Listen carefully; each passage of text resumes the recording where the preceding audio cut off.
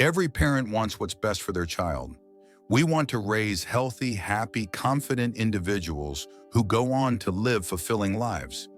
But in today's world, with endless parenting advice bombarding us from all directions, how do we know what actually works? Welcome to today's deep dive into the science of effective parenting. I'm not here to give you quick fixes or trendy parenting hacks. Instead, I want to share what decades of rigorous research has consistently shown about raising emotionally healthy, resilient children. What if I told you that the most powerful parenting techniques aren't complicated or expensive? What if the secrets to raising well-adjusted children have been hiding in plain sight all along? Today, we're cutting through the noise to focus on what truly matters in the parent-child relationship. These insights aren't just theories. They're backed by extensive research spanning generations of families across diverse backgrounds.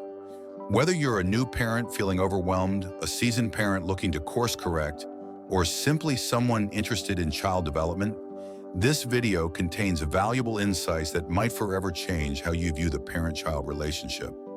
Let's discover together the parenting approaches that have stood the test of time and scientific scrutiny.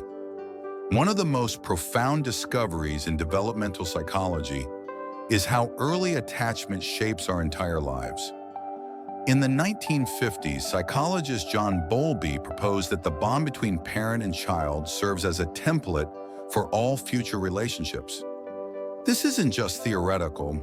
Extensive research has shown that secure attachment in childhood correlates with better outcomes in almost every area of life, from academic achievement to emotional regulation, from relationship success to career satisfaction. So what exactly does secure attachment look like in practice? It begins with consistent responsiveness. When your baby cries and you respond, whether by feeding, changing, or simply holding them, you're teaching them a fundamental lesson. The world is safe. My needs matter. I can trust others. This doesn't mean helicopter parenting or never letting your child experience frustration. Rather, it means being a dependable emotional base from which they can explore the world, knowing they have somewhere safe to return. A landmark study that followed children for over 30 years found that those with secure attachments in childhood were more likely to have healthier romantic relationships as adults, show greater resilience during life challenges, experience less anxiety and depression, develop stronger social skills. But here's what's truly remarkable. Creating this secure attachment doesn't require perfection. Research shows that parents only need to be attuned to their children about 30% of the time to foster secure attachment. This is what developmental psychologists call good enough parenting. This should come as a relief. You don't need to respond perfectly to every cry or need. You just need to be present, responsive, and emotionally available enough that your child develops that basic sense of security and trust. In our achievement-focused culture, we often prioritize academic success over emotional development. But decades of research, including groundbreaking work by psychologist Daniel Goleman, has shown that emotional intelligence is actually a better predictor of life success than IQ. What exactly is emotional intelligence? At its core, it's the ability to recognize emotions in yourself and others, understand what those emotions mean, respond appropriately to emotional situations, manage your own emotional reactions. Children don't naturally develop these skills. They learn them primarily through their interactions with caregivers. This process has been called emotion coaching, a term popularized by psychologist John Gottman. Gottman's research team followed families for decades and found that children raised by parents who practiced emotion coaching showed remarkable advantages: fewer behavioral problems, better academic performance, healthier social relationships, enhanced physical health, including fewer illnesses, greater emotional stability. So how do we emotion coach our children? The process involves 5 key steps. First, be aware of emotions, both your child's and your own. This means paying attention to subtle cues, facial expressions, body language, tone of voice. Second, view emotions as opportunities for connection and teaching. When your child is upset, it's not an inconvenience. It's a chance to deepen your relationship. Third, listen empathetically and validate feelings. Before problem solving, make sure your child feels heard and understood. Fourth, help your child label emotions with words. You seem frustrated that your tower kept falling down, gives them language for their internal experience. Finally, set limits while helping them problem solve. It's okay to feel angry, but it's not okay to hit. What else could you do when you feel that way? One study followed children from preschool into adulthood and found that those whose parents regularly discussed emotions with them showed better attention spans, higher academic achievement, and stronger friendship skills throughout development. The beauty of emotion coaching is that it works regardless of cultural background, socioeconomic status, or family structure. It's a universal tool that helps children thrive. Perhaps no aspect of parenting generates more debate than discipline. Should we be strict or permissive? Use rewards or punishments? Timeouts or natural consequences? Research provides surprisingly clear answers.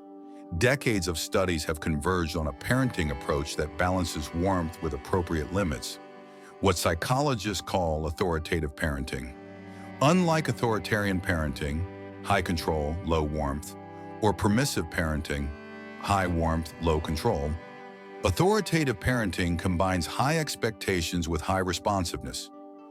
A landmark study that followed over 4,000 children from diverse backgrounds found that those raised with authoritative parenting showed greater independence and self-reliance, better academic performance, lower rates of substance abuse, less antisocial behavior, higher self-esteem.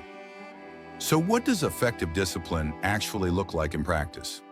First, it's proactive rather than reactive. Clear expectations, consistent routines, and predictable consequences prevent many behavior problems before they start. Second, it focuses on teaching rather than punishing. The word discipline actually comes from the Latin word disciplina, which means teaching or learning. True discipline isn't about making children suffer for wrongdoing. It's about helping them develop self-control. Third, it preserves the dignity of the child. Research shows that shame-based discipline tactics actually increase problematic behaviors while damaging the parent-child relationship. One particularly powerful approach is called natural and logical consequences.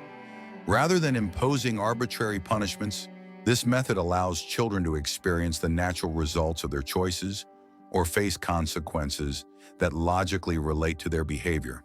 For example, if a child refuses to wear a coat, the natural consequence is feeling cold. If they don't put away their bike, the logical consequence might be losing bike privileges for the day. Studies show this approach helps children develop internal motivation rather than simply complying to avoid punishment or earn rewards. Perhaps most surprisingly, research consistently finds that physical punishment, including spanking, is associated with worse outcomes across multiple measures of child well-being. A meta-analysis examining 5 decades of research involving over 160,000 children found that spanking was linked to more aggressive behavior, more antisocial behavior, more mental health problems, poorer relationships with parents, increased risk of physical abuse. This was true regardless of cultural background, frequency of spanking, or whether it was done calmly or in anger. The good news, non-physical discipline approaches are both more effective and better for the parent-child relationship. Time in, sitting with a child to help them calm down, has been shown to be more effective than time out for younger children. For older children, problem-solving discussions and logical consequences teach valuable life skills while preserving their dignity. In our hyper-connected, distracted world, one of the most powerful gifts we can give our children is surprisingly simple: our undivided attention. A fascinating study at UCLA recorded ordinary families in their homes, capturing the countless small interruptions that technology brings to modern parenting. The researchers found that families were interrupted by technology, phones, tablets, computers, TV, every 6.5 minutes on average. These interruptions didn't just reduce parent-child interaction time, they fundamentally changed the quality of those interactions, making them more fragmented and less satisfying for both parents and children. Other research has shown that children whose parents regularly engage in what psychologists call serve and return interactions, where the parent notices the child's bid for attention and responds appropriately, develop stronger neural connections in brain regions responsible for language and executive function. This doesn't mean you need to entertain your child constantly or never look at your phone when they're around. Rather, it means creating dedicated times for genuine connection, what parenting researchers call special time. Special time involves short, even 10 to 15 minutes, periods of one-on-one interaction, child-directed play where they take the lead, your full attention without distractions, no teaching, correcting, or directing, simply being present and engaged.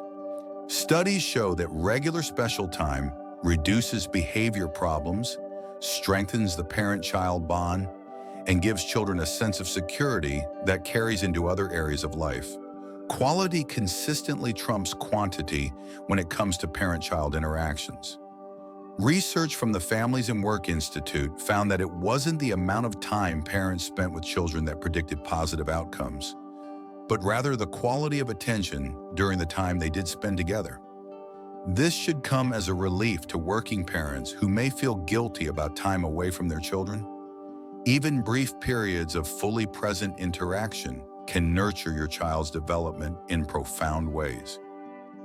How we praise our children might seem like a small detail in the grand scheme of parenting, but psychologist Carol Dweck's groundbreaking research has shown that the way we deliver praise can fundamentally shape how children view themselves and their abilities. Dweck identified two mindsets that people can develop: a fixed mindset, where abilities are seen as static traits; a growth mindset, where abilities are viewed as qualities that can be developed through effort. Children praise for inherent traits. You're so smart. You're naturally athletic. Tend to develop fixed mindsets. They become anxious about challenges, avoid situations where they might fail, and give up more easily when tasks become difficult. In contrast, children praise for effort, strategies, and process. You work so hard on that. I like how you try different approaches. Develop growth mindsets. They embrace challenges, persist through difficulties, and see failure as an opportunity to learn. A series of studies with thousands of children found that those with growth mindsets showed greater academic achievement, especially in challenging subjects, more willingness to take on difficult tasks, higher levels of persistence, better recovery from setbacks, more enjoyment of the learning process itself. The difference between saying, "You're a great artist," and "I notice how carefully you're mixing those colors," might seem subtle, but the impact on a child's developing self-concept is profound. Growth mindset parenting extends beyond praise to how we respond to failure. When children struggle or make mistakes, how we react teaches them powerful lessons about resilience. Research shows that parents who model a growth mindset, talking openly about their own mistakes, emphasizing learning opportunities, and demonstrating persistence, raise children who are more likely to persevere through challenges. One particularly fascinating study found that parents who shared stories about overcoming difficulties in their own lives raised more resilient children than those who shared only success stories or who didn't share personal narratives at all. Perhaps the most profound finding from decades of parenting research is also the simplest. Children thrive when they feel unconditionally loved and accepted. Psychologist Carl Rogers first articulated the concept of unconditional positive regard, the idea that people flourish when they feel valued regardless of their behavior, achievements, or mistakes. Subsequent research has consistently confirmed that this principle applies powerfully to the parent-child relationship. A landmark study that followed children from early childhood into adulthood found that the strongest predictor of emotional well-being, social competence, and cognitive development wasn't parenting techniques or educational approaches. It was the child's perception that they were unconditionally loved by their parents. This doesn't mean permissiveness or lack of boundaries. In fact, appropriate limits are an expression of love. What it does mean is separating the child's worth from their behavior. "I love you no matter what" might sound like a greeting card sentiment, but research shows it's a powerful force in child development. Children who feel conditionally loved, who sense their parents' approval depends on achievements, compliance, or meeting certain standards, show higher rates of anxiety and depression, people-pleasing behaviors, perfectionism, difficulty forming authentic relationships, lower self-esteem.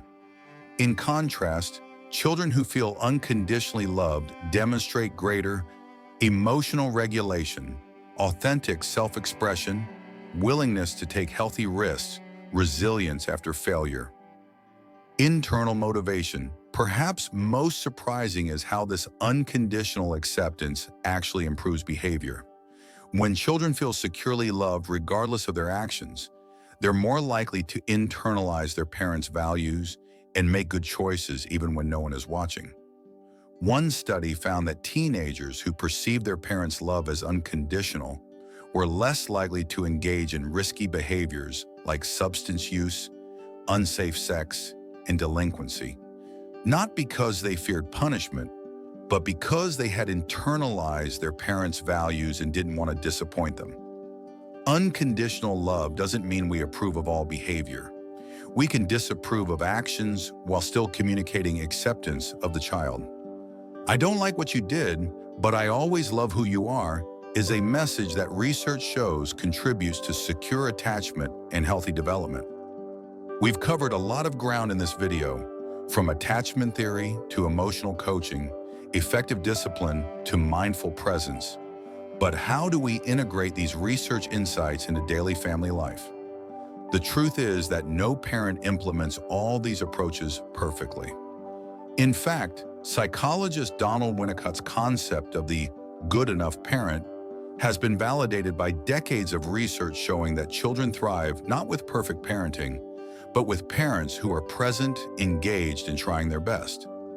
One particularly encouraging study followed families over 12 years and found that what mattered most wasn't consistent perfection in parenting approaches, but rather the parents' willingness to repair relationship ruptures when they occurred. All parents make mistakes. We lose our temper, miss important cues, or fail to be present when our children need us. Research shows that these inevitable lapses don't damage children, as long as we acknowledge them and make repairs. A simple apology, "I'm sorry I yelled, I was frustrated, but that wasn't a helpful way to handle it," teaches children more about healthy relationships than perfect behavior ever could. This brings us to what might be the most liberating finding from parenting research: the concept of good enough parenting. Studies consistently show that children don't need perfect parents to thrive. They need authentic, engaged, well-intentioned parents who are willing to grow alongside them. The research we've explored today isn't about achieving parenting perfection. It's about understanding principles that can guide your unique journey with your unique child. Because ultimately, the most important parenting insight may be that there is no one-size-fits-all approach. Different children have different temperaments, sensitivities, and needs. Research shows that the most effective parents are those who can adapt their approach to match their child's individual personality. The conclusion. As we conclude this journey through decades of parenting research, I want to leave you with this thought. Despite all the scientific studies and expert recommendations, you are the world's foremost expert on your child. Research provides valuable guidelines, but the parent-child relationship is ultimately about connection, about two unique human beings learning to understand and respond to each other. The studies we've discussed today offer navigation points, but you are the one who knows your child's particular needs, challenges, and strengths. Trust that knowledge even as you incorporate research-backed approaches into your parenting toolkit. Remember that parenting isn't about creating a particular outcome or molding a child into a specific shape. It's about nurturing the unique individual already present, giving them the emotional tools to navigate life's complexities. The good news from decades of research is that children are remarkably resilient. They don't need perfect parents. They need authentic, engaged, loving parents who are willing to grow alongside them. So take what resonates from this video, adapt it to your family's unique needs, and remember that the very fact that you're seeking out evidence-based approaches shows how much you care about doing right by your child. That dedication, that commitment to being the best parent you can be for your particular child may be the most powerful parenting secret of all. If you found value in today's exploration of parenting research, please hit the like button and share this video with other parents who might benefit. Subscribe to our channel for more evidence-based content on child development and parenting approaches that actually work. Drop a comment below sharing which of these research findings resonated most with you, or what parenting topics you'd like to see covered in future videos. Until next time, remember that your parenting journey doesn't have to be perfect to be powerful.